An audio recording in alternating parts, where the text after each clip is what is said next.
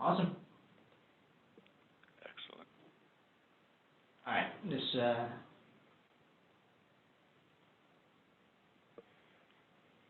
this will run more smoothly, so I'm glad that worked.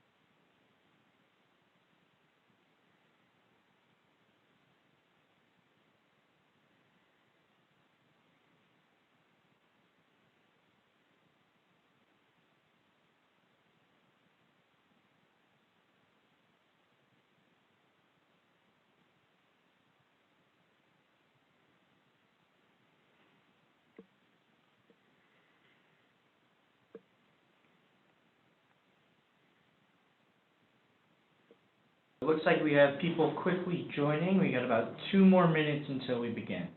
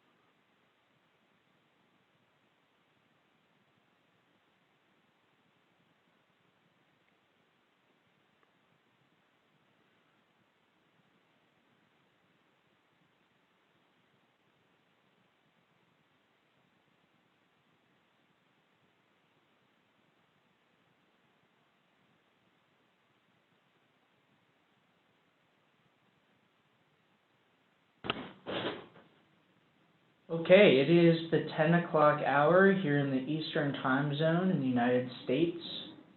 Good morning, good afternoon, good evening to whoever is joining us around the world. I am, as always, Zach Ackerman, the Director of Business Development, which means I lead the sales and marketing functions here in the United States.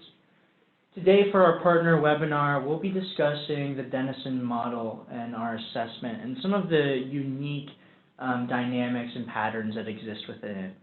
As we move through the presentation, I'll be joined by our host, Bryan Adkins. Bryan has been our CEO since 2003, and he comes to Denison after 30 years of leadership experience in the manufacturing, professional service, and nonprofit sectors. Bryan has a diverse educational background and a diverse professional background, which gives him a level of expertise in interpreting the Dennison model that's unique and incredibly helpful. He knows the Dennison model as a system. He understands the externalities, positive and negative, as you implement actions in specific areas. What could the intended and unintended consequences be in other areas? And that's really where we're going to focus our attention and care today, is developing a rich understanding of those dynamics, those patterns that could exist within your organization or your client's organization's profile, and how can you best manage those actions in response. So topics that we'll be discussing also include psychological safety and how can you see some early indications of needing work and care in those areas. So without any other delay, I'll turn it over to Bryan, our host, to take you through this presentation. As always, please use the chat function to ask any questions. I'll be monitoring those questions throughout. If they're immediately relevant, I'll go ahead and stop Bryan and ask them then. And if not, we'll have plenty of time to answer those questions at the end, and we'll get you out of here just in about 43 minutes. So thank you so much. Awesome. Thank you, Zach, and I appreciate the opportunity. As you mentioned, I've been working with the Dennison model and tools for a number of years now, and so it's a great opportunity to be able to share just at least a few of some of the insights that I've gathered along the way, and so I look forward to sharing those. And the first thing that I'd like to start with, I know many of you know that at the core of our work is the Dennison model. It's the lens that we're using to talk about culture and leadership, to assess organizations, groups, and leaders. Once we collect data, almost all of the energy goes towards the color patterns, the percentile scores, and that's perfectly understandable. Once you start putting data in front of people, we know they want to figure it out, they want to understand it, they want to know what they have to do to act on it. One thing that is important that I think gets lost along the way is that before there was the assessments, was the model, a research-based model that really brings together this cohesive set of competencies and practices that have been shown to impact how businesses and organizations perform. And so one of the things I do is I often encourage organizations to think a bit more proactively versus reactively, and to use the model to think and talk through key changes, key projects, key initiatives that they are undertaking. So for example, if they're about to deploy a new software system, or they're thinking about some kind of a restructuring effort, maybe in a global expansion or acquisition strategy, use the model to help think through that change. And to express that a little bit more specifically, I've put some questions here that you can walk around the model and ask yourselves as you're going through a change process. And one of the criticisms that we hear most about change is that there's a lack of clarity as to why we're making a change. And so for important changes, you should be able to answer questions like, why is this change important? How does it fit in with our mission and purpose? Or how does this change support our strategic plan, strategic direction? Have we developed the specific near-term goals to keep the change on track, to measure our progress? Do people understand how these changes and the goals associated with the changes are going to impact them and, and their job? So in other words, it's really about building the case and being able to make the case for change. As we continue around the model, one of the other things you might want to be asking yourself when it comes to change would be questions around stakeholders. So if we think about coordination and integration from our model, it's really about how we work across different parts of the organization. And stakeholder analysis is an important part of a change process. So from a coordination standpoint, who are the key stakeholders that we need to be involving in the change? Who do we need to coordinate with? Who do we need to keep informed as we're working through the changes? Agreement, we know that any change is going to bring about some level of conflict. There are going to be problems and issues that arise.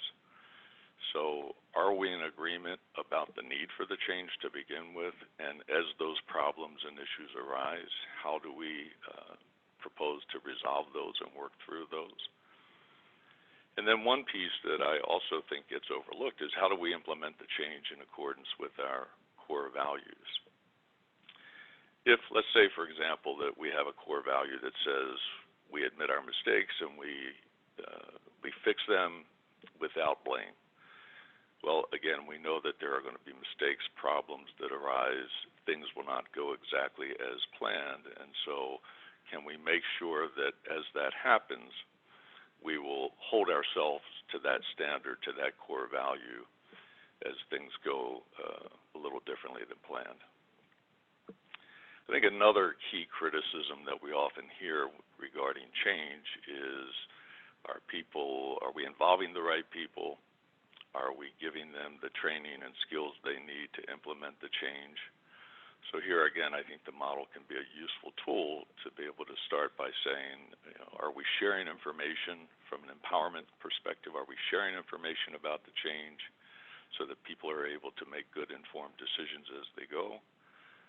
Are those people who are most impacted by the change having some input into the process? Regarding teams, is there a team or a set of teams identified to lead the change effort? Do they understand their decision-making authority?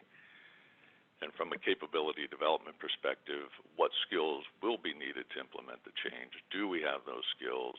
Is there specific training that will be needed to make that change that much more effective? And then the last part of the model, the adaptability piece,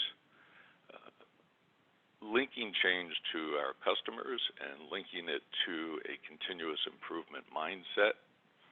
And I'll start with the creating change down at the bottom there. Do we have a change management plan in place? Are we leveraging the key people who can help drive the change, serve as a role model for others?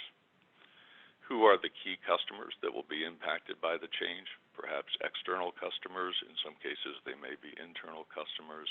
But are they aware of what we're changing? Why? Did they have input, influence into the change process?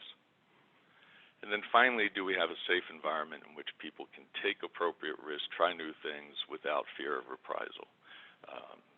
Have we thought about how we're going to learn throughout the change process? Points in time where we can stop, reflect on what's working, what's not working, and make course corrections as necessary. So I think that answering these key questions allows an organization to take a more proactive approach to both change management, but change management that actually puts culture at the center of what they're trying to do.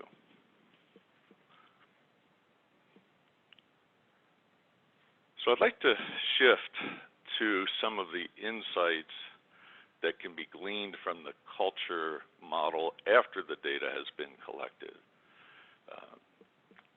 We know that the Dennison model is fairly intuitive. It's relatively easy to see where there is more color in a profile, where there are higher scores, lower scores. I believe the real power of the data is revealed through the patterns and some of the interconnections that emerge as we look at the data.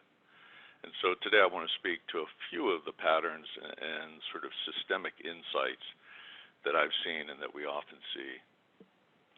And I'll start with one pretty basic one.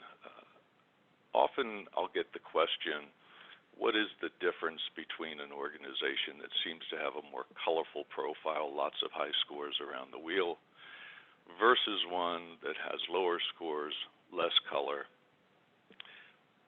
One of the things I've noticed over time is the nature of the conversations that seem to be occurring, both in terms of as we look through the data itself, but just in general as they talk about and describe what's going on in their organization. And those organizations with more color, higher scores, tend to be much more external and future focused. So their conversations are often about what's going on in the marketplace, their competition, the impact that they're having, what the future possibilities are. There is this sort of external growth-oriented mindset that permeates through the discussions, again, whether it be around their data or just about their organization in general. And what I've noticed about organizations who have much weaker cultural profiles is the focus seems to be much more internal and kind of dwelling on the past. So they're talking about internal struggles, they're talking about silo behavior, they're talking about conflicting priorities, they're talking about their frustrations with leadership or their colleagues. There's a fair amount of finger pointing and a lot of emphasis on what hasn't worked and the failures of the past. And so this notion of external future versus internal past is just one of the larger themes that I've noticed through the years. Now I want to get into some other dynamics. One that seems to be of interest to a lot of people today is this notion of psychological safety, which at its core is a belief that you will not face punishment or other types of retribution if you make a mistake or if a specific effort fails. It's about creating an environment where there's freedom to admit mistakes, to be able to give and get feedback, learn from one another. It's a topic that a woman named Amy Edmondson at Harvard brought to the forefront about 20 years ago. I believe it was back in 1999. And if you want to learn more about her work, there's a book called The Fearless Organization that you might find useful. It's important to note that it's not really about a warm, nice, sort of friendly environment, but really an environment that's where there's candor, where you can take risks, where you can admit mistakes, where there's continuous feedback. Another reason why I think psychological safety is at the forefront today is Google recently did a study of hundreds, close to 1,000 teams across the Google organization, and they came out with a handful of key learnings in terms of what made some teams more successful than others, and psychological safety was one of those key factors. That team success seemed to be driven by the ability to take risks, be vulnerable in front of your colleagues. So with the Dennison model, there's two things that we can look pretty directly at. We can look at creating change and we can look at organizational learning. If both of those areas are relatively low, there's a likely,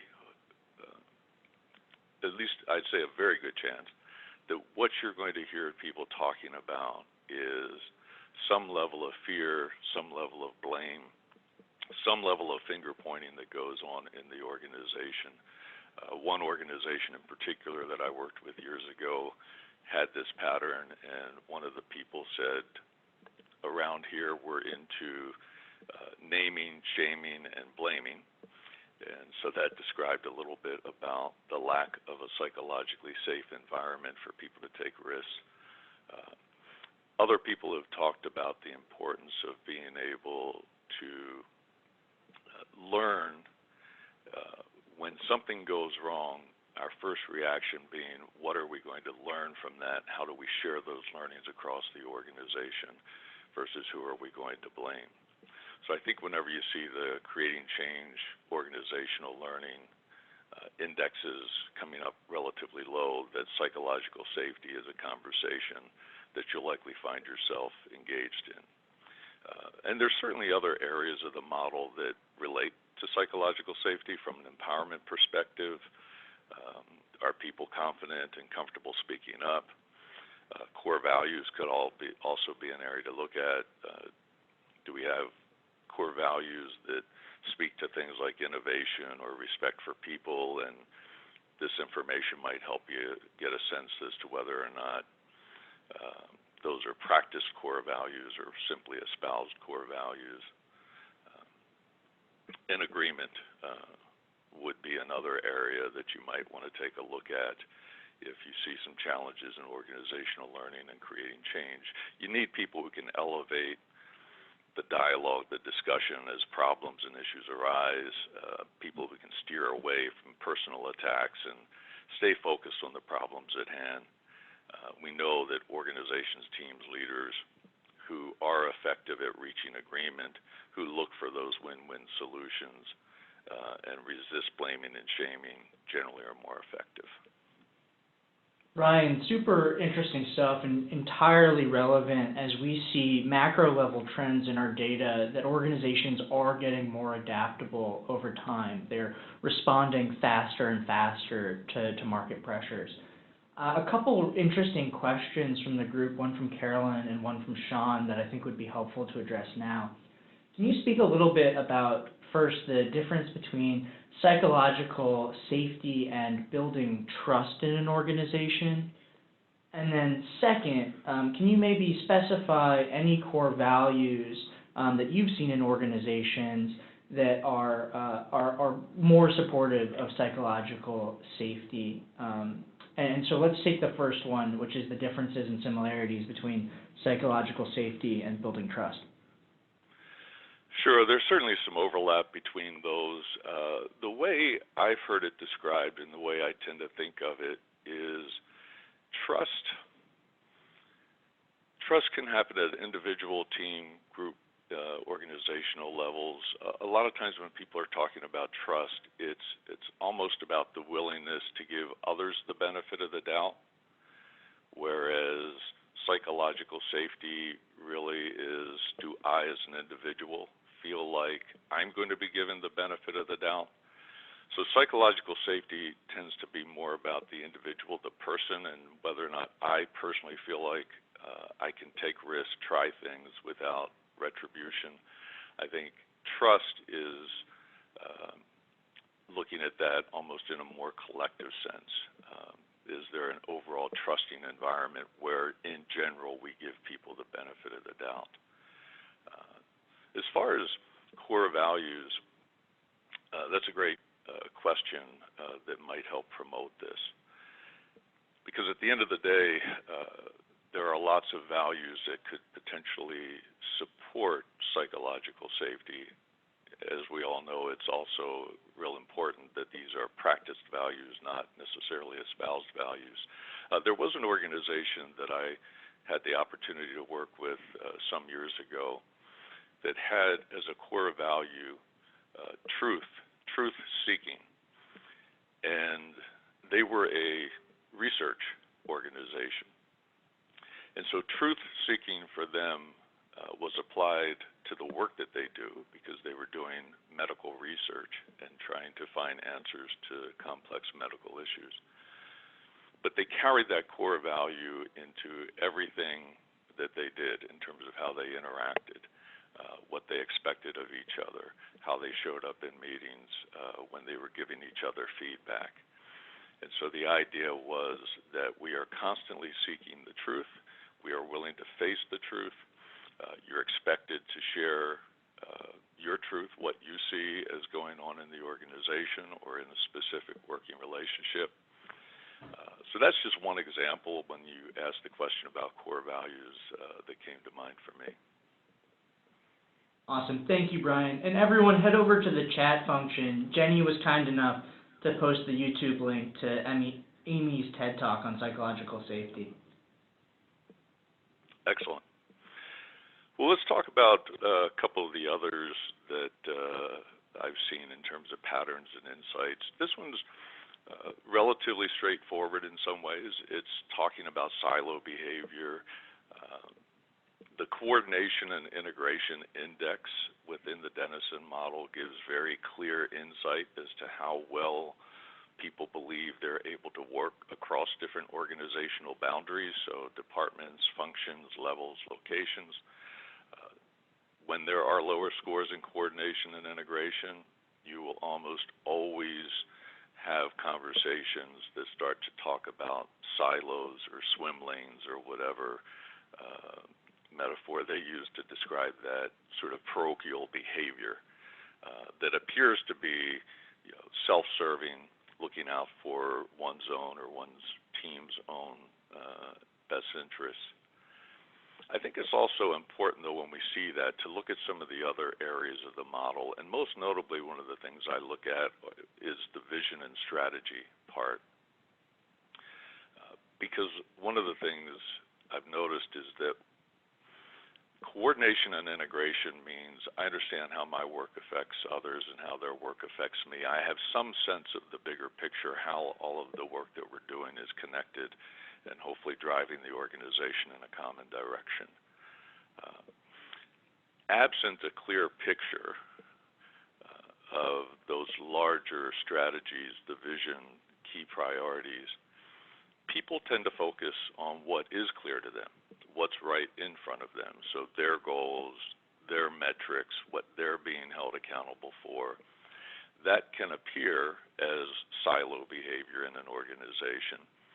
I don't think it's because people have come into work on a particular day and just said, I'm not going to cooperate or I'm not going to do anything to help others across the organization.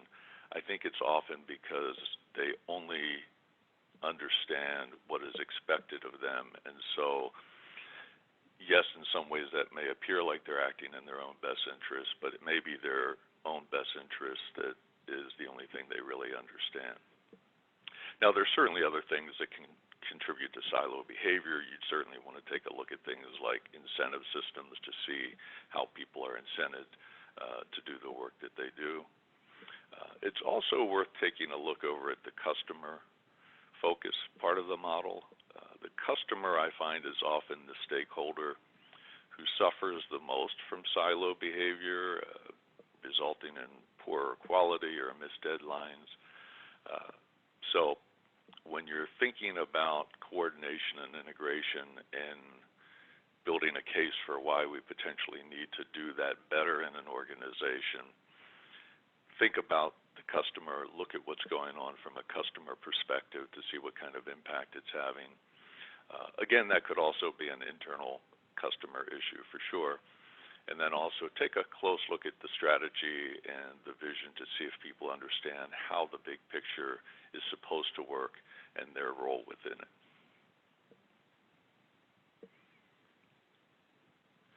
Another one that I'd like to touch on is empowerment. It's another part of the model where we do have a direct measure. It is the empowerment index within the involvement trait. It's also an area where other indices can be pretty critical to successful empowerment in organizations. We know it's not always easy for the leaders and managers that we encounter to let go, to empower others. Sometimes they're afraid it won't be done to their standard. Sometimes they say they're trying to protect their people and not put too much on them. There's a lot of reasons given for why leaders don't always empower and delegate as much as they perhaps should. One of the things that I have found is that empowerment is easier, and I don't mean to imply easy, but I think it's easier if we are confident that we've put some boundaries, the right boundaries have been created, within which we can then step back and with a bit more confidence, allow people to act more independently. And so when I see lower empowerment scores, few of the things that I look at here are also the vision and strategy. Again, do they understand what the priorities are, what key strategies we're trying to pursue? I also look at the core values. Have we established some clear behavioral expectations? Have we said these are the things that are non-negotiable in our organization? So for me as a leader, if I feel confident that we have a shared vision of where we're trying to take the organization, we understand the key strategies that we're trying to pursue together, and we know how we're supposed to show up, how we're supposed to engage with our colleagues, our key stakeholders.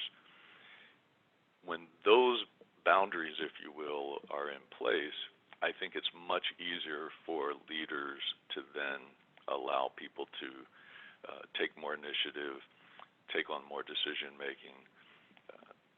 So those are some of the things that I look at whenever I see some lower scores in empowerment.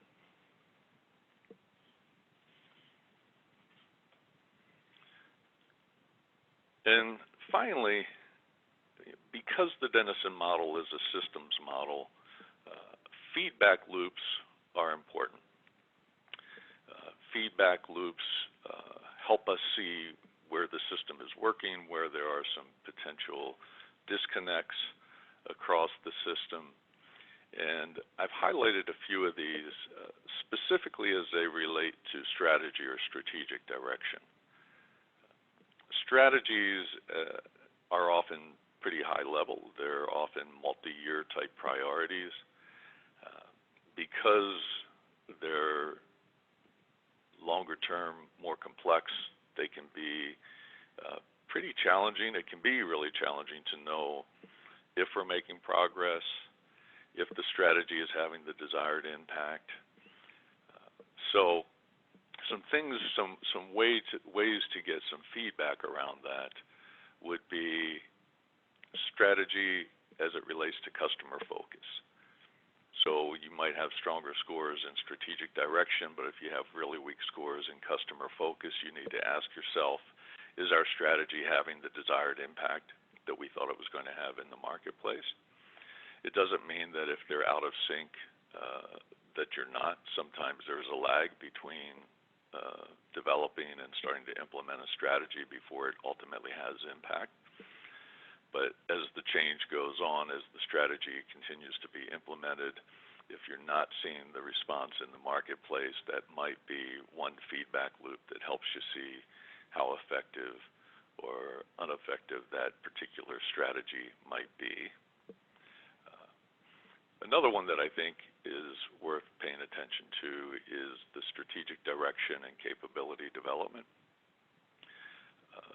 Organizations spend a lot of time and energy talking about training, development, how they're going to invest or where to invest in the skills capabilities of their people. It's not as often that I see organizations linking that skill building and training back to the strategies and what they're ultimately trying to achieve as an organization. So as you're thinking about your strategy, you should be asking the questions, what are the skills capabilities that are needed? And do the people in the organization feel like they have those skills and capabilities? Can we train, can we develop those skills and capabilities? Or do we need to look outside the organization to bring those skills and capabilities in? And the last one, we've touched on a little bit with the discussion around silos. It's the strategic direction and coordination and integration. Again, because strategic direction tends to be more about longer-term, complex priorities that we've set for the organization. Most of the time, it's going to require all of the functions, all of the locations, all of the teams across the organization to work together in pursuit of those common strategies. And here's where you have to ask yourself, if there's an absence of, or if we're relatively weak at coordination and integration, will those silos become a barrier to our execution? So the bottom line is that, strategies are good intentions. They're often thoughtful, well-developed ideas of where we see the organization going. Over time, we should be constantly looking for feedback in terms of what's helping us achieve those strategies, what's getting in the way of those strategies. And these are just a few of the links or loops, so to speak, that I often pay attention to.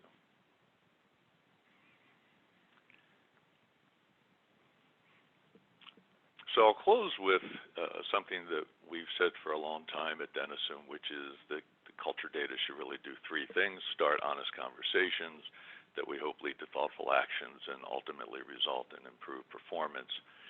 And I really do believe that it's our ability to help clients see beyond those percentile scores, beyond a specific survey item or more color, less color, and to really start to see the patterns and connections that exist across the system. And I think the more we can help them see those connections, the more we increase the likelihood that they'll get real insight, be able to make real systemic change, and change that will have some lasting impact for them. So with that, happy to take any other questions or listen to other comments that people have submitted. Bryan, thank you so much. We just got another question here. Have your decades of research discovered patterns between the Dennison Organizational Culture Survey results and confirmed issues with organizational identity? Confirmed issues with organizational identity. That's an interesting question. I'd like to understand that question a little bit more. But I think if the question is, do certain patterns in the data lead us to create, perhaps archetypes, or just help us be able to think about describing a culture in a particular way, or how people might themselves identify that culture?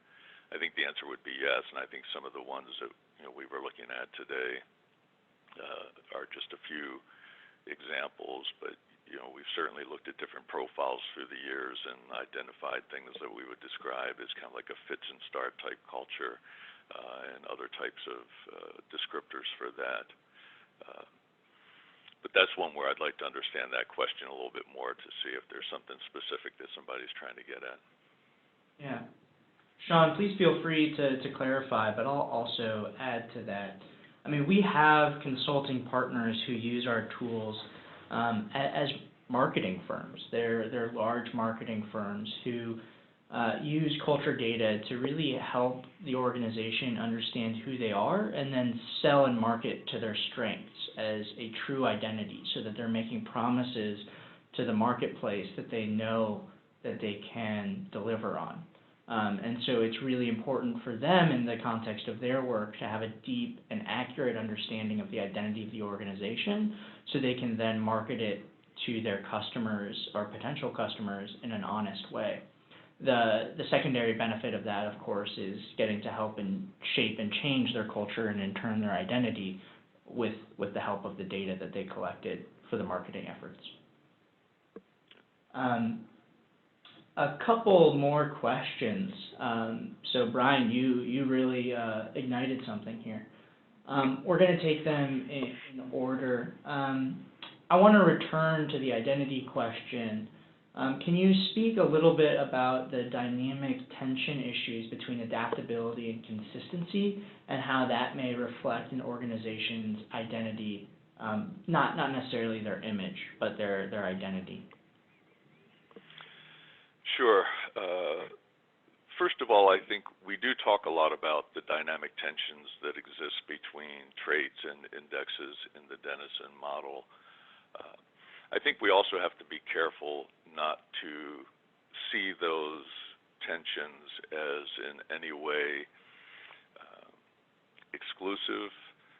You're either adaptive or you're consistent. We know from the research through the years that it's the organizations who do all of the things around the Dennison model effectively that have the best performance, and that's regardless of whether we're looking at financial performance or growth or quality or customer satisfaction.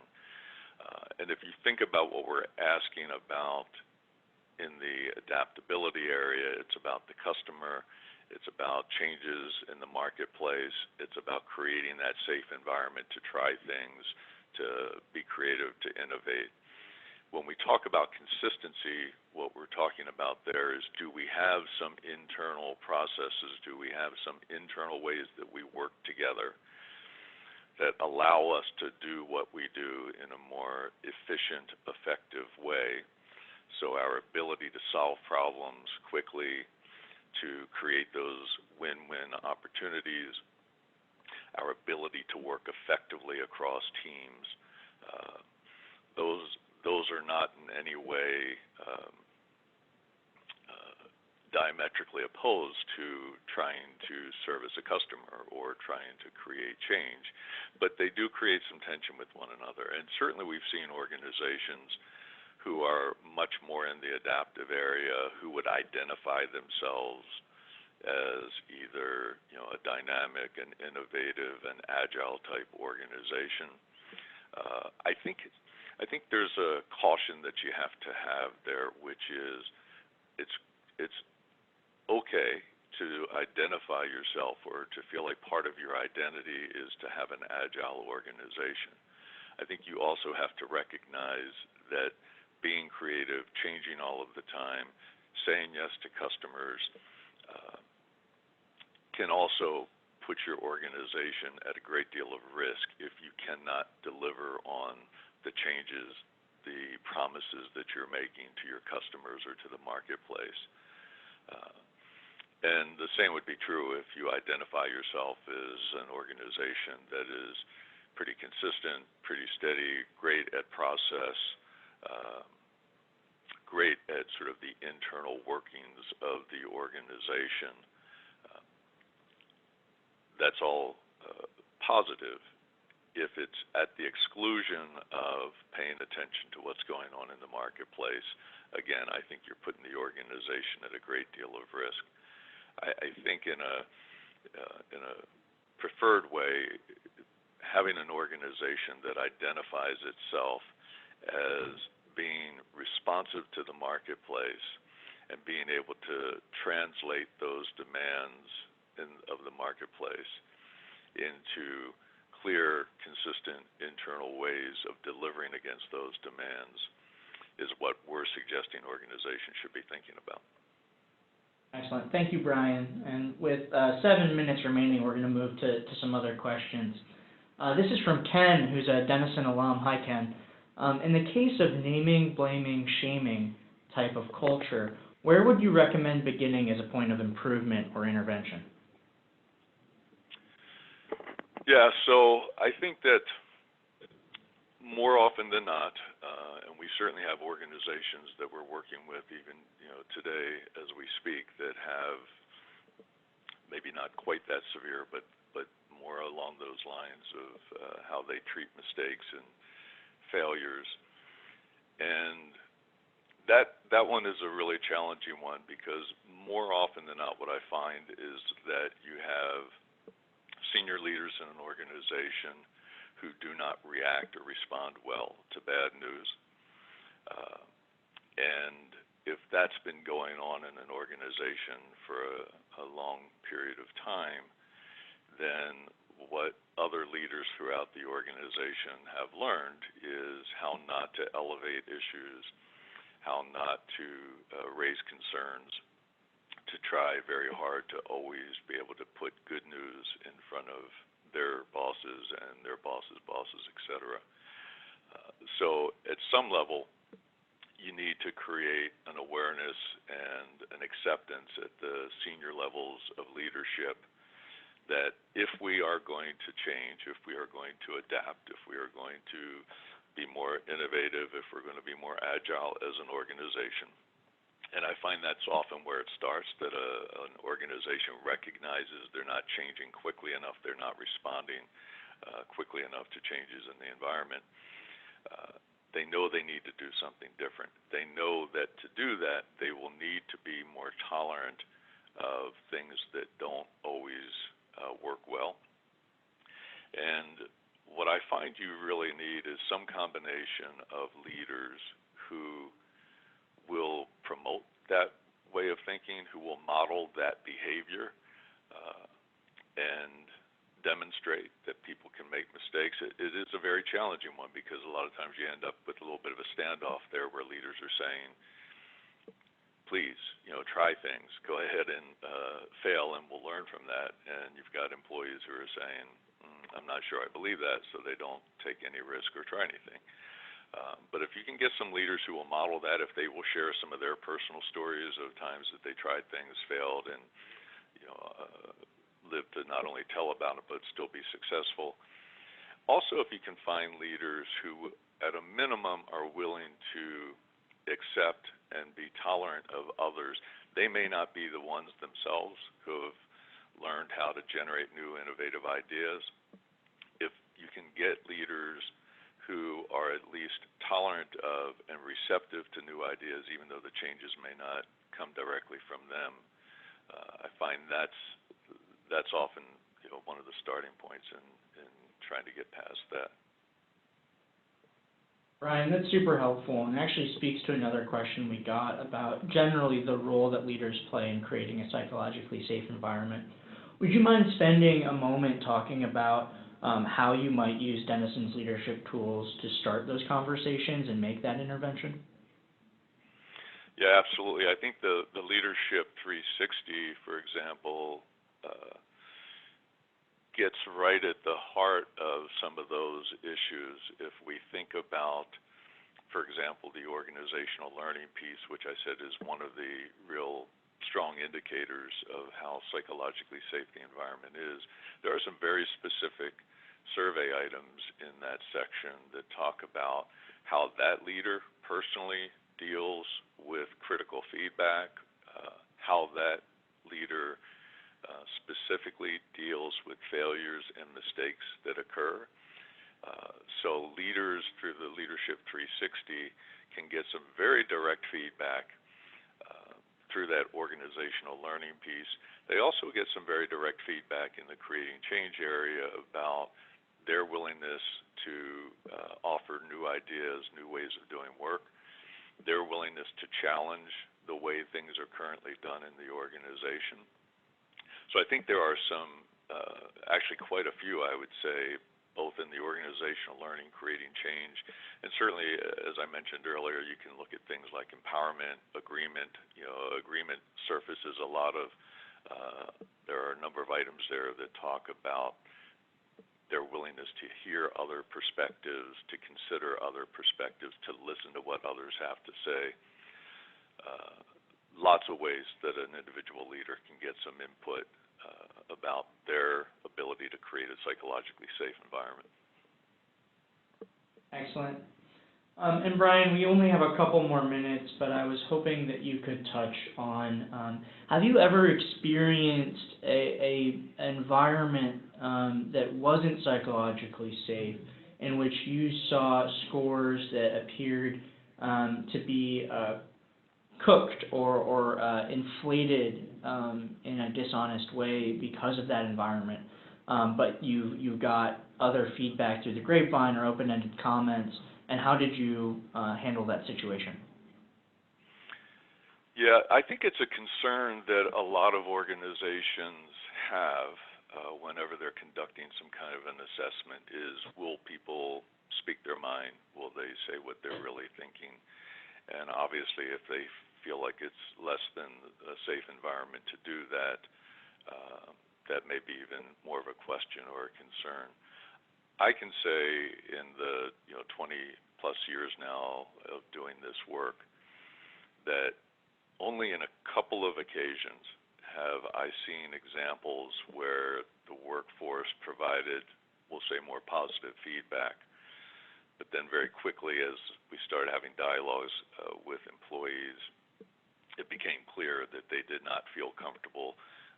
In one of those cases, the manager supervisor actually stood over their shoulders as they were completing the survey. That was one of the first points of information I received that helped me understand why there was a disconnect.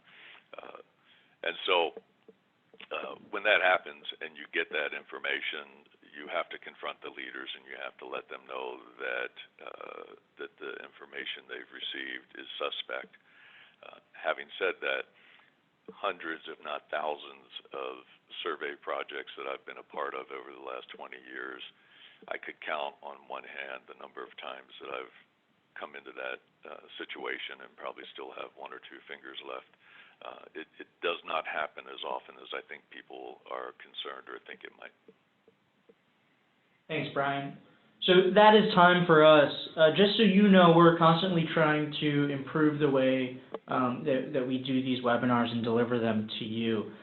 So something that we'll be doing is if you registered in advance, we'll be following up with an individual note and the PowerPoint presentation from today's webinar. And then, of course, we'll be circulating the video to the full listserv and posting it on our website as we do each month. We look forward to December's webinar, and we wish everyone a happy holidays if you're celebrating them, and look forward to connecting soon. If you have ideas for our next topic, please feel free to reach out to me atzackerman@denisonculture.com, and we'll be in touch shortly. Thanks so much. Thanks, everyone.